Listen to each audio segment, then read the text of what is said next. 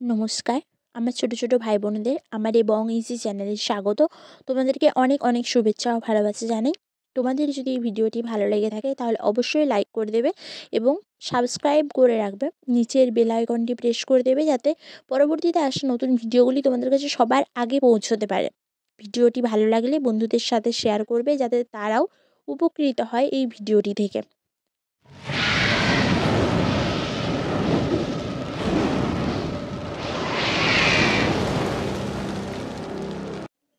কি তোমরা সকলে রেডি তো? বেশ, তাহলে আজকে আমরা আলোচনা করব কি? আজকে আলোচনা করব একটা নতুন জিনিস। দেখো, আমাদের আগের ভিডিওতে কি হয়েছে? আগের ভিডিওতে আমরা অভিব্যক্তি অভিযোজনের কিছুটা পার্ট আমাদের বাকি রয়ে গিয়েছিল এবং কিছুটা আমরা করে নিয়েছি। অর্ধেকের বেশি আমরা এই যে অভিব্যক্তি অভিযোজন যে চ্যাপ্টারটা এটা আমরা করে নিয়েছি। এরপর আজকের ক্লাসটা অবশ্যই খুব মন দিয়ে দেখো, ঠিক আছে? আজকের ক্লাসে তোমরা জানতে পারবে যে শুধুমাত্র এই পড়াটা না, আমি এরকমভাবে কয়েকটা জায়গা দেখিয়ে দেব যে জায়গাগুলো থেকে এইবারের প্রশ্ন আসার হাই চান্স রয়েছে। সেই সমস্ত জায়গাগুলো আমি পড়িয়ে দিচ্ছি, সেই জায়গাগুলো তোমরা একটু ভালো করে খেয়াল করে দেখে নাও, ঠিক আছে? আর আমি অবশ্যই এটার যে সমস্ত এই পুরো চ্যাপ্টারটার থেকে যেটা একটাই ভিডিওতে আমি এই ভিডিওটাতেই আমি যে আমাদের এই যে অভিব্যক্তি অভিযোজন যে চ্যাপ্টারটা, এটার আমরা যে সমস্ত ইম্পর্ট্যান্ট কোশ্চেন্সগুলো আছে সেই কোশ্চেনগুলো সম্বন্ধেও আমি কিন্তু আলোচনা করে দেব। তাই তোমরা অবশ্যই ভিডিওটা কোথাও স্কিপ না করে সম্পূর্ণ পুরো ভিডিওটি তোমরা দেখে নাও, ঠিক আছে? তাহলে তোমাদের অভিব্যক্তি অভিযোজন সম্বন্ধে একদম পরীক্ষার জন্য রেডি হয়ে যাবে, ঠিক আছে? আমি তোমাদের বিশ্বাস করতে বলছি যে এটা করলে অবশ্যই তোমাদের রেডি হয়ে যাবে এই পুরো অভিব্যক্তি অভিযোজন পুরো চ্যাপ্টারটা, ঠিক আছে? তাহলে আর দেরি না করে আমরা ভিডিওটা শুরু করছি, ঠিক আছে? তার আগে তোমাদের সকলকে আরও একবার তোমাদের এই বং ইজিতে অনেক অনেক অনেক অনেক স্বাগত, ঠিক আছে? চলো তাহলে আজকে দেখে নিই আমরা। আজকে কি দেখব? যে অভিব্যক্তি অভিযোজন সম্বন্ধে যে এই যে অভিব্যক্তি অভিযোজন যে চ্যাপ্টারটা আছে এটার কোন কোন জায়গা বেশি ইম্পর্টেন্ট, কোন কোন জায়গাগুলোর থেকে আমাদেরকে পড়তে হবে, আর আগের যে সমস্ত যেগুলো আমি তোমাদের পড়িয়েছি, আগে পড়িয়ে এলাম এই পুরো যে অভিব্যক্তি অভিযোজন চ্যাপ্টারটিতে, এইটারও কোন কোন জায়গাটা ইম্পর্টেন্ট সেটাও আজকে তোমরা এই ভিডিও থেকে জানতে পারবে। তাই কোনো জায়গা স্কিপ না করে চলো দেখে নিই।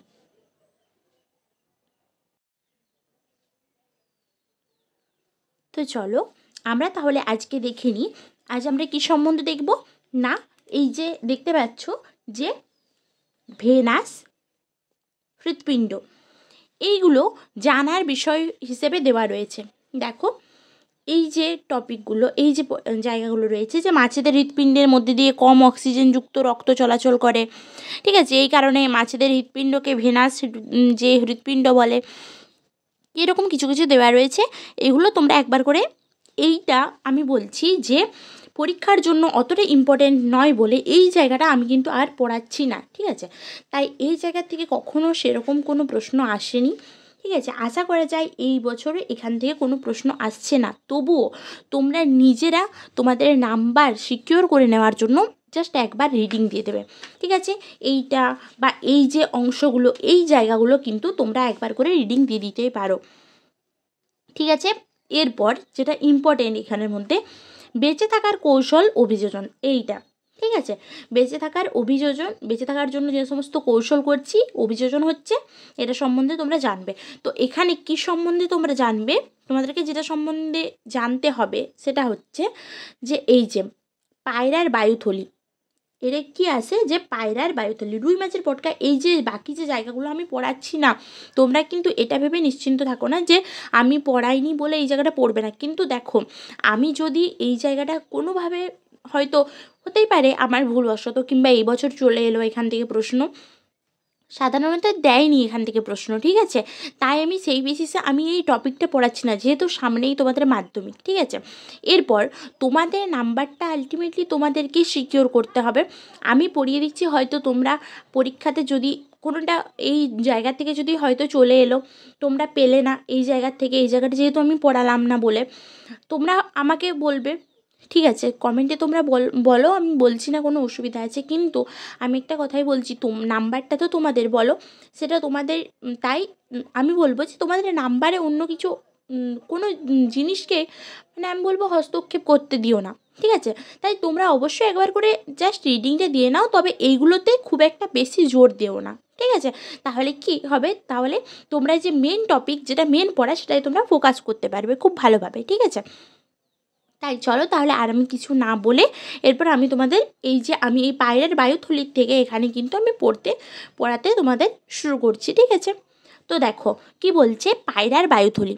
পায়রার বায়ুথলি কি বলছে দেখো না, বলছে air sacs of pigeon, air sacs of pigeon, ঠিক আছে? কি বলছে দেখো না, বলছে পায়রার যে বিজ্ঞানসম্মত নাম সেটা হলো কলম্বা লিভিয়া।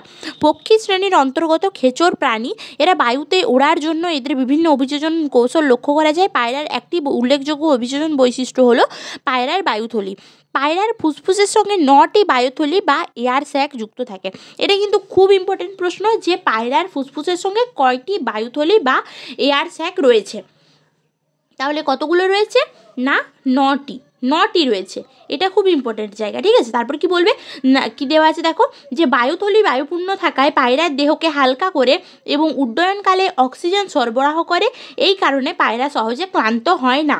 এটা তাহলে জেনে নিলে যে পায়রার বায়ুথলির সংখ্যা কত, আর এটা কিসে সাহায্য করে না, বায়ুথলিগুলো বায়ুপূর্ণ থাকার ফলে পায়রা দেহকে হালকা রাখতে সাহায্য করে এবং উড্ডয়নকালে কি হয়, উড্ডয়নকালে অক্সিজেনের সরবরাহটা ঠিকমতো রাখে।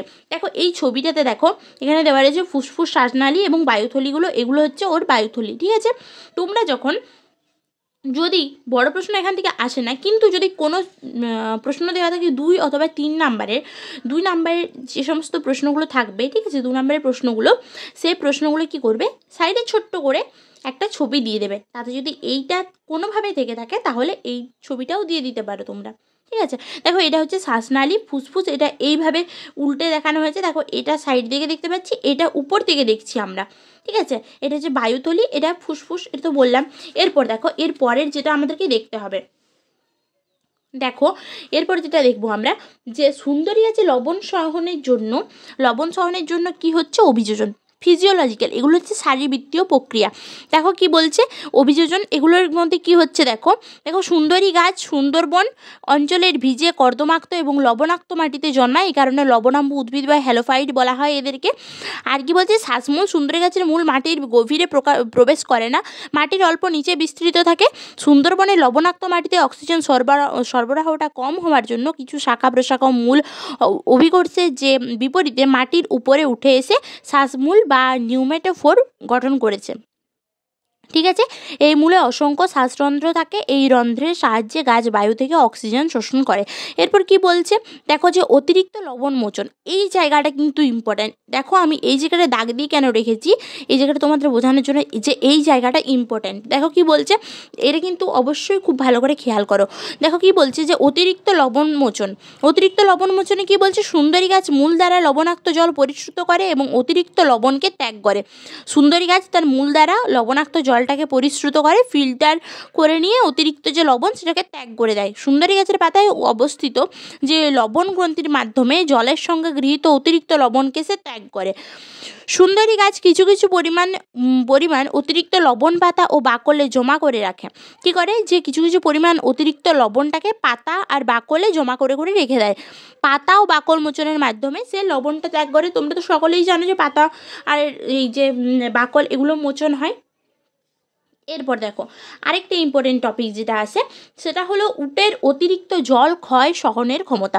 দেখো উটকে তো বলা হয় মরুভূমির জাহাজ, মরুভূমির প্রাণী। তাহলে এত যে তপ্ত বালুকাময় যে পরিবেশের মধ্যে সে রয়েছে, এখানে এতটা জলের অভাব, তাহলে এই জায়গাতে সে কী করে বেঁচে আছে জল ছাড়া? তোমরা তো শুনেছে যে উট একবারে জল না খেয়ে অনেক দিন থাকতে পারে, তাহলে কি হয় এটা একবার দেখে নাও। দেখো কি বলছে এখানে, দেখো বলছে তপ্ত বালুকাময় পরিবেশে উটে জলের প্রচণ্ড অভাব, দেহে জল ক্ষয় রোধ করার জন্য যে সকল অভিযোজন বৈশিষ্ট্য লক্ষ্য করা যায় সেগুলো হলো কি, দেহত্বক থেকে বাষ্পীভবন প্রতিরোধ করার জন্য চামড়ার খুব পুরু এবং রোমযুক্ত হয়। একেই তো সেখানে জল কম, তারপরে যদি এবার তার শরীর থেকে যদি বাষ্পীভবন প্রক্রিয়ায় জল বাইরে বেরিয়ে আসতে থাকে তাহলে কি হবে, তার মধ্যে জলের ঘাটতি দেখা দেবে তার শরীরের মধ্যে, কিন্তু সেটা হয় না কেন? কারণ তাদের চামড়া খুব পুরু হয় এবং রোমযুক্ত হয়। আর কি বলছে দেখো, যে নিঃশ্বাসের সঙ্গে জলীয় বাষ্প যাতে বেরিয়ে না যায় সেই কারণে উষ্ণ নিঃশ্বাসকে নাসাপথে ঠান্ডা করে ত্যাগ করে, ফলে নাসাপথে জল ঘনীভূত হয় এবং নাসাপথে কোষগুলি জল শোষণ করে নেয়। এরা মলমূত্রের সঙ্গে কি খুব কম পরিমাণে জল ত্যাগ করে। এরা অর্ধকঠিন মূত্র ত্যাগ করে, অর্ধকঠিন, এর মূত্র কিন্তু অর্ধকঠিন, ঠিক আছে। এবং ইউরিয়ার পরিবর্তে ইউরিক অ্যাসিডটা ত্যাগ করে, ফলে মূত্রে জলের অপচয়টা কম হয়। কি বলছি দেখো, উট শুষ্ক বিষটা ত্যাগ করার ফলে কি হয়, জলের অপচয় কম হয়। এদের কুঁজে সঞ্চিত ফ্যাট বিপাক ক্রিয়ায় বিশ্লিষ্ট হয়ে জল উৎপন্ন করে, বিপাক ক্রিয়ায় ফ্যাটটা বিশ্লিষ্ট হয় এবং ওই পুঁজের মধ্যে জলটাকে সারা দেহকোষের জলটাকে সেখানে সরবরাহ করে রাখে। এদের পাকস্থলীতে অবস্থিত ওয়াটার স্যাক থেকে জল প্রয়োজনকালে দেহে সরবরাহ হয়। হেনলির লুপ কোনটা? তোমরা এই যে হেনলির লুপটা তোমরা কোথায় জানবে না, এটা তোমরা ক্লাস 9-এ নেফ্রন পড়েছো, সেখানে কিন্তু ছিল হেনলির লুপ বা লুপ অফ হেনলি, এটা ছিল। এই যে হেনলির লুপ, এটাই কি বলছে, যে জলের পুনঃশোষণ ঘটিয়ে মূত্রকে ঘন হতে সাহায্য করে, এটাই তো ফিল্ট্রেশন কাজ করে। আর কি গ্লোমেরুলাস আমরা যেটা বলি, সেই গ্লোমেরুলাসের কি হয়, পরিশ্রুতকরণের হারটাও কিন্তু কমে যায়, গ্লোমেরুলাস, ঠিক আছে। আর দেখো কি বলছে এখানে, যে উটের লোহিত রক্তকণিকার আকৃতি, উটের লোহিত রক্তকণিকাগুলি কি হয়, ডিম্বাকার হয়, ঠিক আছে। ফলে এই ধরনের রক্তকণিকা অধিক মাত্রায় অক্সিজেন বহন করতে সক্ষম। উটের যে দেহের জলে কি হয় দেখো, ডিম্বাকার হয়। ডিম্বাকার হওয়ার কারণে ডিম্বাকৃতি কেন হয় না, যাতে এদের রক্তকণিকা অধিক মাত্রায় অক্সিজেন বহন করতে সক্ষম হয়। উটের দেহে জল নিরোধনের জন্য এর কি হয়, সময় আরবিসিগুলি ডিম্বাকৃতি হওয়ার জন্য ঘন রক্তস্রোতের মধ্যে দিয়ে প্রবাহিত হতে পারে। উট যখন অধিক মাত্রায় জল পান করে তখন আরবিসিগুলি প্রায় 240% প্রসারিত হতে পারে এবং সহজে কি হয়, বিদীর্ণ হয়ে যায়, ঠিক আছে। এরপর দেখো আচরণগত অভিযোজন। এবার আচরণগত অভিযোজন, এটা কিন্তু খুব ইম্পর্ট্যান্ট, এখান থেকে কিন্তু প্রশ্ন আসে হয় শিম্পাঞ্জি নইলে মৌমাছি আসবেই। এরপর দেখো কি বলছি, শিম্পাঞ্জি আফ্রিকার ঘন অরণ্যে বাস করে। এরা খুব বুদ্ধিমান প্রাণী, এরা বিভিন্নভাবে তাদের সমস্যা সমাধান করে। যেমন এরা উইডিবির সন্ধান পেলে গাছের শাখা দিয়ে একটা লাঠির মতো দণ্ড তৈরি করে নেয় এবং ওই দণ্ডের সূচালো প্রান্তটিকে কি করে, উইয়ের ঢিবির মধ্যে ঢুকিয়ে দেয়। উই পোকাগুলি তখন লাঠি বেয়ে সারিবদ্ধ হয়ে বাইরে বেরিয়ে আসে। শিম্পাঞ্জি তখন মহা আনন্দে তার ভোজ সারে। এরা কি করে, এরা শক্ত কাঠ বা পাথরের টুকরোকে হাতুড়ি ও নেহাই এর মতো করে ব্যবহার করে বাদামের খোসা ছাড়ায়। কিসে, শক্ত কাঠ বা পাথরকে হাতুড়ি বা নেহাই এই যে এর মতো ব্যবহার করে পর কী করে, বাদামের যে খোসা এগুলোকে ছাড়ায়। শিম্পাঞ্জিরা কোনো পরজীবী দ্বারা আক্রান্ত হলে নিজেরাই বিশেষ ভেষজ উদ্ভিদ, যেমন কী বলছে অ্যাসপিলিয়া রুডিস, এগুলো খুঁজে এনে ভক্ষণ করে, ফলে পরজীবীদের ক্ষতিকর প্রভাব থেকে তারা কী হয়, রক্ষা পায় নিজেরা। মানে কতটা উন্নত প্রাণী বুঝতেই পারছো তোমরা। এরপর দেখো কি বলছি, এরপর এটাও কিন্তু খুব খুব খুব ইম্পর্টেন্ট একটা জায়গা, ঠিক আছে। এখান থেকেও কিন্তু প্রশ্ন আসে। মৌমাছির বার্তা আদান প্রদান, মৌমাছিরা কীভাবে বার্তা আদান প্রদান করে দেখো, এই যে নৃত্য, এটা হচ্ছে দেখো এটা দেখানো হয়েছে চক্রাকার নৃত্য, আর কি এটা হচ্ছে ওয়াগটেল নৃত্য। তা আর এরা কি করে, এরা এই যে এইটের মতো আকৃতি বিশিষ্ট ওয়াগটেল নৃত্য করে, ঠিক আছে। এরপর দেখো কি বলছে, শ্রমিক মৌমাছিরা খাবারের সন্ধানে দূর দূরান্ত থেকে উড়ে বেড়ায়, দূর দূরান্তের সন্ধানে গিয়ে উড়ে বেড়ায়। এবার খাবারের খোঁজ পেলে মৌচাকে ফিরে এসে বিশেষ ধরনের নৃত্য পরিবেশন করে। এই নৃত্যের মহড়া দেখেই অনেকটা ইংরেজি 8 অক্ষরের মতো দেখায়। এদেরকে ওয়াগটেল বা ওয়াগল নৃত্য বলে, এই যে নৃত্যটা, এটাকে বলা হয় কি, ওয়াগটেল নৃত্য বা ওয়াগল নৃত্য। এই নৃত্যর মাধ্যমে সে তার বাকি সঙ্গিনী তাদেরকে কি বোঝানোর চেষ্টা করে যে সে খাবারের সন্ধান পেয়েছে। এই সময় তাদের উদরও আন্দোলিত হয়, ঠিক আছে। এইরকম করার ফলে উদরও আন্দোলিত হয়। মৌমাছিটি কী করে, মৌমাছিটি কীভাবে নাচছে এবং কতক্ষণ ধরে নাচছে তার উপর ভিত্তি করে অন্যান্য মৌমাছিরা মৌচাক ছেড়ে বেরিয়ে পড়ে এবং দ্রুত খাবারের উৎস স্থানে গিয়ে পৌঁছে যায়। যদি খাবারের উৎস 100 মিটারের মধ্যে হয় তাহলে এরা চক্রাকার নৃত্য প্রদর্শন করে, বুঝতে পারছো। যদি এটা 100 মিটারের মোটামুটি 100 মিটারের মধ্যে হয় তাহলে এই চক্রাকার নৃত্য পরিবেশন করে ওরা, ঠিক আছে। আর যদি 100 মিটারের থেকে দূরে হয় তাহলে এই ওয়াগটেল নৃত্য পরিবেশন করে থাকে, ঠিক আছে। এরপর দেখো আমি যে সমস্ত প্রশ্নগুলো ইম্পর্টেন্ট হিসাবে দিয়েছি সেই প্রশ্নগুলো একবার দেখে নাও। দেখো করবে 1 নম্বরের প্রশ্নটা, স্ক্রিনশট নিয়ে নিতে পারো। করবে 3 নাম্বার প্রশ্নটা, 4 নাম্বার প্রশ্নটা করবে, করবে 6 নাম্বার প্রশ্নটা। এই দেখো ঘোড়ার আদি পূর্বপুরুষ কোনটি, এটা করবে। ঠিক আছে, আর কোনটা করবে, আর করবে এইদিকে দেখো পায়রার বায়ুথলিতে কটি এয়ারসেক আছে, এইমাত্র দেখলাম 9টি। ঠিক আছে, এরপর কি করবে, যে মৌমাছির ওয়াকটেল নৃত্যের মহড়া দেখতে কীরকম হয় করবে। ঠিক আছে, এইগুলো করবে, এই প্রশ্নগুলো করবে, দেখে নাও একবার, এই প্রশ্নগুলো করবে, স্ক্রিনশট নিয়ে নিতে পারো একবার। ঠিক আছে, এরপর দেখো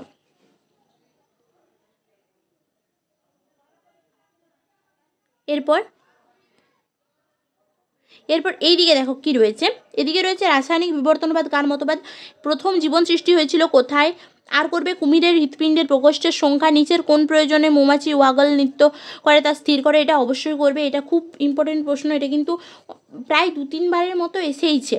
ঠিক আছে, আর কি নিউমেটোফোর কি, কোথায় নিচের কোনটি একই খাদ্যের জন্য আন্তঃপ্রজাতির মধ্যে সংগ্রাম, আন্তঃপ্রজাতির মধ্যে কিন্তু তোমরা ডিফারেন্সটা হারাবে না। ঠিক আছে, অন্তঃপ্রজাতি কোনটা বলে আর আন্তঃপ্রজাতি, এটা খুব ভালো করে খেয়াল রাখবে। আর কি নিচের কোন পরিবর্তনটি ঘোড়ার মধ্যে ঘটেনি, এটা করবে। ঠিক আছে, আর দেখো প্রশ্নগুলোর মধ্যে বলে দিচ্ছি, দেখো এবার স্ক্রিনশট নিয়ে নাও। তাও দেখো কি বলছে, প্রথম জীবের উৎপত্তি কোথায় হয়েছিল, এটা করবে শর্করার রাসায়নিক উপাদানগুলি কী কী করবে, গরম তরল স্যুপ কোথায় সৃষ্টি হয়েছিল করবে। আর কি করবে, শিম্পাঞ্জিরা কীভাবে শক্ত খোলা মানে ভেঙে খায় বাদামের। ঠিক আছে, বাদাম খায়, শক্ত খোলাটা ভেঙে নিয়ে বাদাম খায়, এটা করবে। আর কি করবে, লবণ সহনের জন্য সুন্দরী গাছে একটা অভিযোজন উল্লেখ করে, এটা করবে আধুনিক ঘোড়ার খুর হলো তাদের পূর্বপুরুষের ড্যাশ এবং আঙ্গুলের রূপান্তর, এটা করবে। আর করবে ড্যাশ বিবর্তনের ফলে সমস্ত অঙ্গের উদ্ভব ঘটে, করবে এটা। আর সত্য মিথ্যার মধ্যে করবে এটা। এই দেখো ল্যামার্কের মতে জীব তার প্রয়োজন অনুযায়ী কি বলছে, যে নির্দিষ্ট কোন বংশানুক্রমিক দেহের বৈশিষ্ট্য অর্জন করতে পারে, এটা করবে।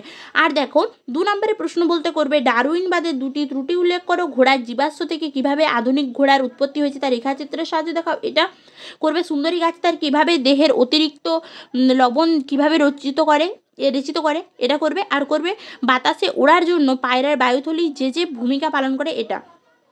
ঠিক আছে, এগুলো কিন্তু অবশ্যই করবে, যে কটা আমি দাগ দিয়েছি সেগুলো কোনো না কোনো ইয়ারে কিন্তু এসেইছে। ঠিক আছে, মাধ্যমিক। এরপর দেখো আর করবে ডারউইনবাদের অস্তিত্বের জন্য সংগ্রাম এবং প্রাকৃতিক যে নির্বাচন মতবাদ সম্পর্কে আলোচনা, এটা একটু দেখে নেবে নয়া ডারউইনবাদ কি, ডারউইনবাদের ত্রুটিগুলো দেখে নেবে একবার। আর যেটা লাস্ট প্রশ্ন এই চ্যাপ্টারটার থেকে বলছি আমি, এই 5 নম্বর প্রশ্ন, সেটা হচ্ছে ডারউইনের অভিব্যক্তি সংক্রান্ত তত্ত্বের নিম্নলিখিত 3টি বিষয়ে আলোচনা করো, যেমন অত্যধিক হারে বংশবৃদ্ধি, প্রকরণের উদ্ভব আর প্রাকৃতিক নির্বাচন। এই প্রশ্নগুলো কিন্তু অবশ্যই রেডি করে রাখবে। ঠিক আছে, তাহলে আর দেরি না করে তোমরা ঝটপট ভিডিওটা দেখে কিন্তু খাতা পেন নিয়ে চটপট এই যে প্রশ্নগুলো আমি তোমাদের দিলাম, প্রশ্নগুলো কিন্তু রেডি করতে বসে যাও। যদি কোনো জায়গা বুঝতে অসুবিধা হয়ে থাকে, কোনো জায়গায় সমস্যা তৈরি হয়, অবশ্যই আমাকে কমেন্টে জানিও, আমি তোমাদের সাহায্য করবো আমার যথাসম্ভব। ঠিক আছে, আমি সবসময় তোমাদের পাশে আছি। তোমাদের কোনো অসুবিধা হলে অবশ্যই কমেন্টে জানিও। এই প্রশ্নগুলো আমি তোমাদের দিয়ে দিলাম, যেহেতু সামনেই পরীক্ষা, আর আমি চাইছি না যে তোমাদের বেশি দেরি হোক, তাই তোমরা এই প্রশ্নগুলো কিন্তু করো। খুব কমই প্রশ্ন, দেখতেই পাচ্ছ। এই পড়াটা খুব ভালো করে নাও, চ্যাপ্টারটা রেডি করে নাও। ঠিক আছে, তাহলে আজকের মতো ভিডিও এই পর্যন্তই রইল। দেখা হচ্ছে পরবর্তী নতুন ভিডিওতে। ততক্ষণ পর্যন্ত তোমরা সকলে খুব ভালো থেকো, সুস্থ থেকো।